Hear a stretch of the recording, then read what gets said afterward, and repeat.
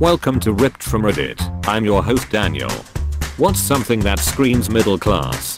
Having an older outside fridge in your garage. Usually a base model early back .00s fridge that still runs, but didn't make the cut when mom remodeled. Aka the beer fridge. Aka the best fridge. It's not the best fridge until you mount some tap handles through the doors and throw a couple 1/6 barrel kegs into it. Also the turkey defrosting fridge and food for socialism gatherings fridge. Edit. It was meant to be social gatherings but fuck it. I've gotten some amusing replies so it's staying. 1812 orchestra intensifies. Lol nice. I got tears from laughing so hard.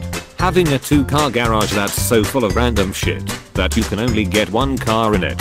What happens when you don't have a garage? My wife's mom has 3 storage units. I've known her for 20 years and she has never used anything in them, just adds to them. When my so and I were moving our stuff into a storage unit, the renter of the unit next to ours showed up. He opened up the doors and the unit was filled with garbage bags and kids' toys. He opened up the back of his van and it was filled with garbage bags.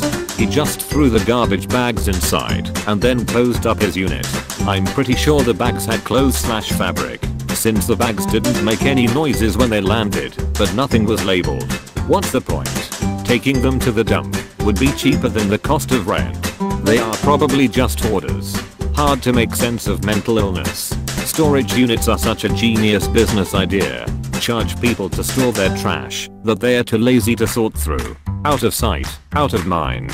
Just keep paying the bill. And nothing in those storage units have any value. I'm helping my grandma move this weekend. She has so much stuff that will never be used, it is insane. The struggle to gain financial aid when you are in college. Because you aren't poor enough to get any help, neither are you rich enough to pay for it yourself. Same with health insurance. If your employer doesn't cover it. I work a job that is grinding me down to a nub just because it's got really good insurance. I used to waitress and make $23k a year. I finally got a job related to what I went to school for, making $34k a year. I was so pumped. After taxes and health insurance I make $24k. Basically what I was making waitressing. And I got free healthcare when I was waitressing. Because I qualified. Because I didn't make much money. Now my student loan bills are going to kick in. Because I'm on pay as you earn. And finally earn enough to be paying. Once that starts I'll actually have less money than when I waitressing. My new job is way less stressful and I feel way better in general, but really frustrating that literally a third of my salary goes to health insurance and taxes. I thought I was gonna be saving money. Same here. I mean, the pay isn't horrible, but it's brutally stressful at times and we are always losing people because the requirements for the good positions are way stricter than necessary, meaning multi-week periods of a lot of art. But the benefits, other than bonuses, though we do get them, are better than my dad's, and he's a corporate level manager for a Dow 30 company. Thinking you grew up in a poor family until you meet someone who actually did grow up in a poor family. My mom substituted as the school nurse and said some kids lived in the motel by the highway. I never considered my family poor after that.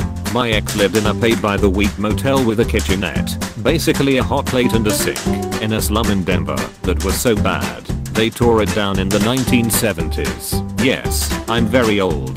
I never realized how well off my family was until I started dating him. This is me and my best friend 100% lol. I still remember the first time we met. I grew up lower middle class and he was just dirt poor. We walked into my house after school one day, popped a frozen pizza in the oven and turned the air conditioner on. He was like, "Yo, don't get yourself in trouble to impress me." I had no clue what he meant.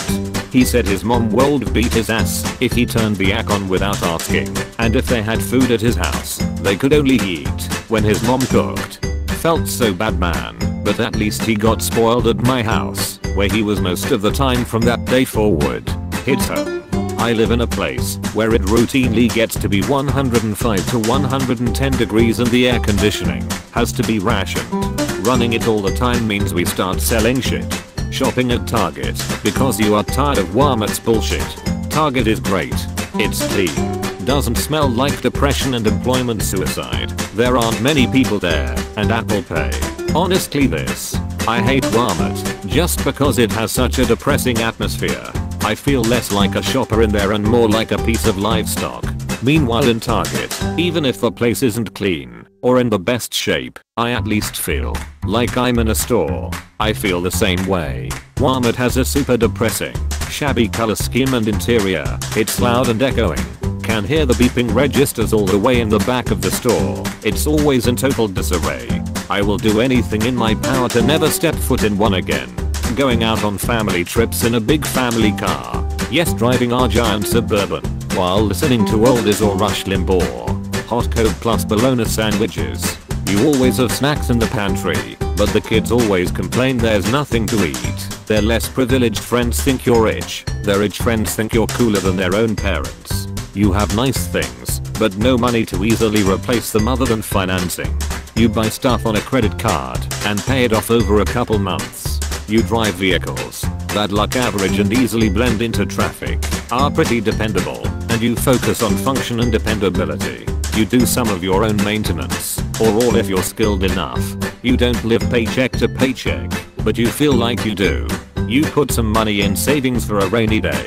Do your best to keep debt low. Always have a couple, $200 or $300 after everything, but you end up spending it on something. Robot vacuum, Keurig, remote start. Most of your stuff is name brand. You've tried all the off brands to figure out where you can go cheap and where you shouldn't. You say things like crap that's $20 a day, it's just $20. Some years you vacation, some you don't. Some are awesome, some are basic. Edit, a typo, swiped word. Thank you to everyone. My most upvoted comment ever is an entry-level synopsis of my lifestyle. A golden retriever.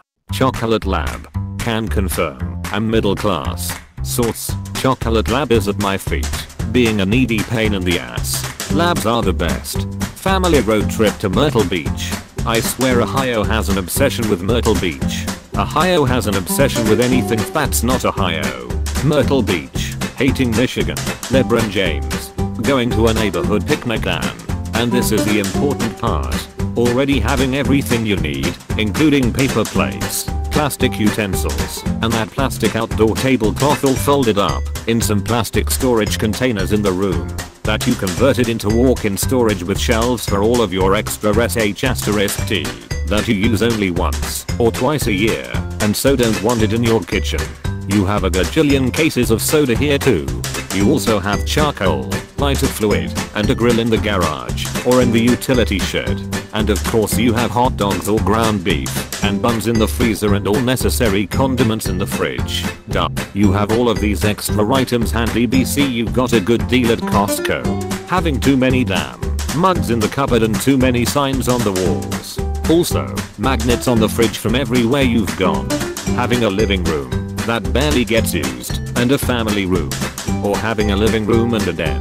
Not personally having a vacation house, but having a kind of rundown cabin or beach house that is shared among your entire extended family. The living room is where you hide during family gatherings from the cousins.